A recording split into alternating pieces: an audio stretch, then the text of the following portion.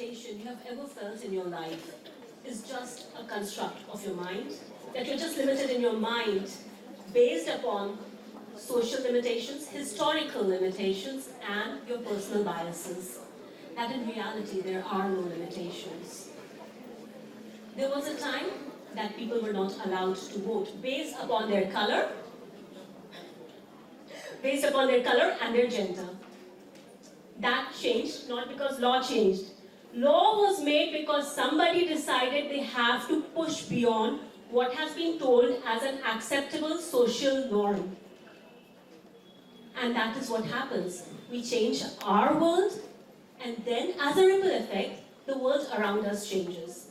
In my career in law, I have always witnessed, not just since I started, but before that, most of the changes happen because one person decides to raise their voice. In India, we have POSH Act that came into existence after Bhavri Devi case.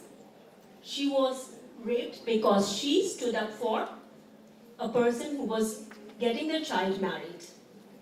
After that case, a PIL was filed in the Supreme Court, and then Vishaka guidelines came. This happened in 1992. And the reason I'm talking about is, that is where it was held that women's safety in workplace is important. But for that to happen, a crime happened while stopping a crime. But that woman stood up and she got justice, not just for herself, but for others. And the reason I'm saying it happened in 1992, I remember my great-grandmother was working in pre-independence India as a teacher in 1920s. There was no protection for working women. I'm a fourth generation working woman. And my story is all about breaking the norms that the society had told me I have to stick to. I started college when I was 16. I had 3 degrees, and when I was 24, I had my child. My daughter was 2 days old. I was on a flight with my baby to go take my law exams because I wanted to be a lawyer, not for practicing law, but just to understand law. My friends thought I was crazy. My doctors thought I was crazy because I had a career, I had great education from India and abroad. Why did I need to get a law degree just to understand law? But I'm glad I did, because I fought for my daughter's citizenship issue. And as I started litigating, I realized the biggest challenge in litigation is not crimes. The biggest challenge in litigation is most of the people are unaware of their rights. And I'm not talking about fundamental rights. I'm talking about the legal rights that are given to every person in the society, to women, to men, to transgenders, to children. Most people are unaware. I mean, how many of you are aware of the new offenses that have been added in the new criminal laws? Everybody says to me, I was teaching at the parliaments to 190 cops, and then I asked, is suicide illegal in India? Only one person told me, it is not exactly illegal. Yes, it is not exactly illegal. Abatement is, but if a person is trying to commit suicide while stopping a public servant from committing his duty, then suicide is a crime. So there are gray areas that people are not aware of in law. And that is where legal literacy comes. And one of my major goals in life was always to spread legal literacy. Not just practicing law in courts in India, that is definitely, getting people justice helps. That has always been the goal as a lawyer. But people also need to know about their rights. I have come across a case a few years ago where a woman was, burnt alive for dowry killing. There was a video evidence of her. What happened after that was, the debate was not who killed her, but will her video evidence be admissible? And her family did not know whether it would be admissible or not, because most people don't know if a video recording will be admissible. Under new criminal laws, yes, but under old, it was not sure under the Evidence Act. People at grassroots level don't know their legal rights. Most of the time, people don't know where to file a complaint, if actually a right has been violated. Because legal literacy is not part of any curriculum. It has to be taught through workshops, through seminars, by going to grassroots level and teaching in their vernacular language, and that takes a lot of time. Coming back to it, as a lawyer, I have always extended myself to spread the awareness, because going to the court and fighting for your rights is secondary. First, you need to be aware of what your rights are. And you also need to have the ability to approach the court. Most of the time, people do not want to approach because they're so scared of the system. They're scared of cops. By default, everybody is. They're scared of approaching police station. They're afraid of court cases because of the long time, the duration it takes. I come across clients who are so beaten down, they don't have the energy. They give up before they start. But there are also those who decide to take a stand, who decide to challenge the system, because not everything is done. Whatever is the law can also be challenged, and a reportable judgment can come, and a criminal amendment can come, or a new amendment can come in the act, in the laws. And that happens all the time. So when someone says, oh, this is the law, stick to it, no, we can also challenge it. Supreme Court comes up with landmark judgments all the time. We have seen it in Nirbhaya case. When a landmark judgment came, then criminal amendment happened. Now then we had death penalty, then we have new criminal laws, and of course that has not changed the society, because a lot of effort from every individual is needed to bring forth change.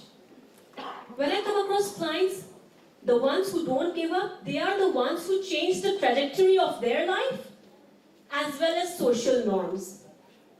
There was a case in Delhi where a woman, after her divorce, decided that her daughter should have her last name. There was no such law before. But she went against the social norm, she challenged it, and by that order, a lot of women after divorce have started giving their children their last name as the surname. That is empowerment. Because one person decided to go beyond what was acceptable, conditioned, social norm. Also, to change the trajectory of life. Many of you would not know that in India, in paramilitary forces, when a woman is pregnant, she would not get the same promotion at the same time as a man, because she would be considered unfit. Raising a family, raising next generation should never be unfit. But we have done many such cases for paramilitary women to get them the promotion, because these are the women who decide, who chose to change the trajectory of their life by challenging the acceptable and the existing laws and norms. And justice was given. These are the remarkable judgments that change lives, that change society. We always have to go beyond what is told us to do, because we create our limitations by accepting the mental biases, the internal biases that we have, the historical biases that we have. The historical biases could be something as simple as gender biases we accept, also the social cultural biases. We also give into colorism. Colorism, there have been many cases in India about colorism, by calling somebody dark skinned, whether it's a man or a woman. That is also emotional abuse. It is not allowed. But there are cases that have proved that. There is no law that says that you can or cannot. It is always about challenging. You have to go through a phase of self-reflection and see what I'm accepting. Is it something that I believe in, or is it just something that is deeply rooted into the social, historical, and cultural conditioning? And when you realize that the answer is not, it is who you are, but it is what is acceptable, you decide to change, and when you change, there is a ripple effect that happens. And that ripple effect brings forth change, not just for you, not just in your world, but in the worlds of others around you. In India, there is a major population that is still under trial who are in prison. And there is a lot of effort being made to get them out, but the under trials, when they are in prison, they are conditioned to behave behave like prisoners. It's a mindset. One of the former judges of the Supreme Court has said that prisonization kills the individual's identity because you're exchanging your name for a number. You no longer have a social identity, just a prison identity. And when I talk about prisonization and how bad it is, there are also examples, 3 examples of people who went beyond the prison identity. One was Viktor Frankl. He was a Holocaust survivor. He believed that he would not let Holocaust decide his attitude. He will choose his own attitude irrespective of where he was.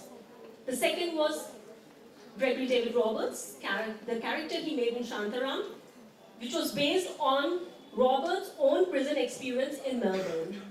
He said he will not hate the people who are torturing him in the prison. He can either choose to hate or forgive them, and that will decide his life story. The last was Carter. Carter was on the verge of being world champion, but he was wrongfully implicated in a criminal case for murdering. But he decided 3 things. He will not let his wrongful prison time decide his attitude, belief, and choices. We always come across people living in mental prisons. We have to break through that, go beyond it. There is a share in Urdu which is, निकाल लाया हूँ एक पिंजरे से एक परिंदा. अब इस परिंदे के दिल से पिंजरा निकालना है. Where I have taken the bird out of the cage, but now I have to remove the cage from the bird. Because the bird is used to living in that. And that is where we have to transcend our beliefs, our values, to do more than what we are studying to do, to be more than what the society expects us to do, and to bring forth change, because each one of us is responsible not just to change our own lives, but to change the lives of those around us. Thank you.